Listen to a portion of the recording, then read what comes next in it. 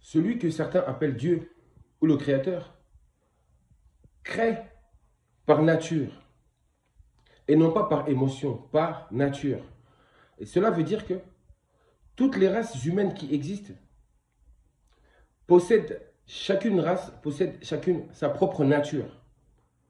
C'est-à-dire que chaque race a son propre comportement, a sa propre façon de penser, sa propre façon de voir les choses, sa propre façon de vivre, sa propre façon, son propre caractère. Chaque race a son propre trait de caractère. Ce qui fait que nous sommes à la fois semblables, mais à la fois différents. Nous ne sommes pas tous les mêmes. Il y a vraiment diversité. Et c'est ça que j'avais dit lors de la vidéo précédente. Donc ça veut dire que chaque peuple, chaque race est faite de sorte qu'il puisse vivre dans son environnement propre, sur son territoire propre, sur sa terre propre.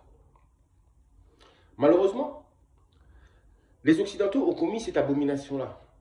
Cette race blanche a commis cette abomination-là du fait qu'ils soient partis, par exemple, sur d'autres terres pour imposer leur état d'esprit, leur façon de vivre. C'est ce qu'on appelle la colonisation. Les Amérindiens ont connu ce phénomène. C'est-à-dire que les Blancs sont venus, ils ont emprunté toute leur façon qu'ils avaient de vivre, eux, et ensuite, ils les ont complètement transformés.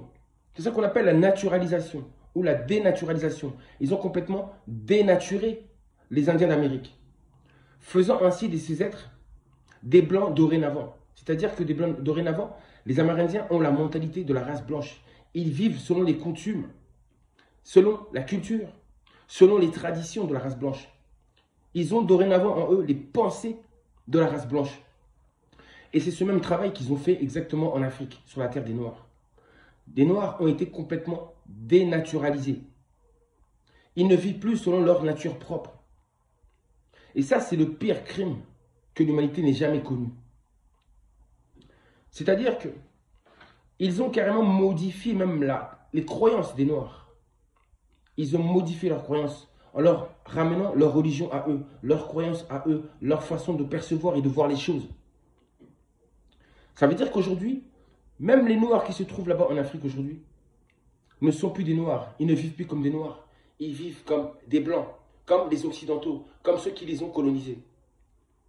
Quand vous allez dans les grandes villes, les Noirs vivent exactement comme des Blancs. Ils se nourrissent même comme des Blancs.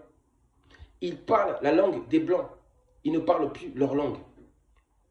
C'est ça qu'on appelle la dénaturalisation. C'est que le peuple noir a été complètement déraciné. C'est un arbre sans racines.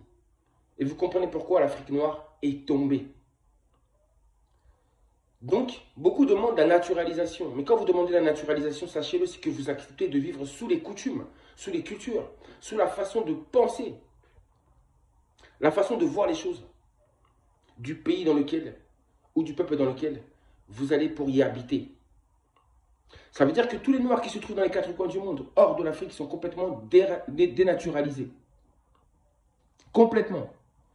Ils ont perdu leur propre nature. La nature de l'homme noir véritable et de la femme noire véritable, ils ne l'ont plus. Parce qu'ils ont été éduqués ainsi. Ça commence déjà à l'école. C'est cette éducation qui nous donne, qui fait que nous sommes complètement dénaturalisés. C'est-à-dire qu'aujourd'hui, vous trouvez des Noirs, par exemple, qui sont chrétiens. Vous trouvez des pasteurs noirs qui enseignent la religion des autres à leur propre peuple. Et qui se prétendent même connaître mieux ces écrits que ceux à qui ces écrits appartiennent. Vous voyez un peu? Dénaturalisation des Noirs musulmans, des Noirs chrétiens, des Noirs bouddhistes, etc. L'homme noir s'est complètement perdu. On lui a changé sa propre nature. Et sachez que tout ceci a été fait volontairement. C'est ça justement qu'on appelle l'œuvre de la colonisation. La colonisation, c'est d'effacer l'autre et d'inscrire dans l'autre notre propre personnalité. On l'inscrit dans l'autre. Et du coup, l'autre qui était, disparaît complètement. Ainsi, ça donne des bounties, c'est-à-dire des noirs qui sont noirs à l'extérieur, mais à l'intérieur, ils sont soit blancs, soit arabes, soit chinois, soit asiatiques, peu importe, soit russes, etc. Des vrais noirs, il n'y en a plus. En tout cas, il y en a très peu. Il y en a très peu encore dans les villages, on en trouve encore.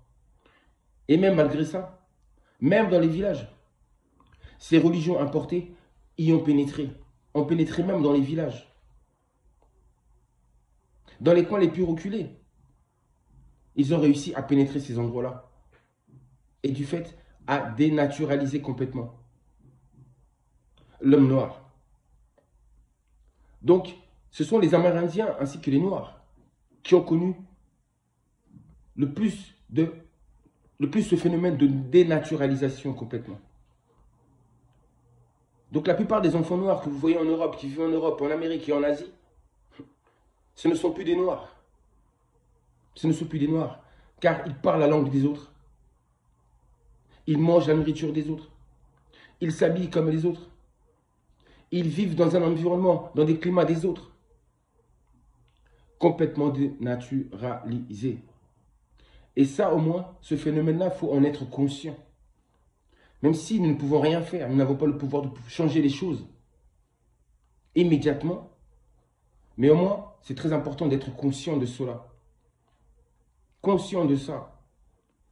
La carte d'identité que vous prenez dans un pays, sachez-le, vous qui êtes noir, cela veut dire beaucoup de choses.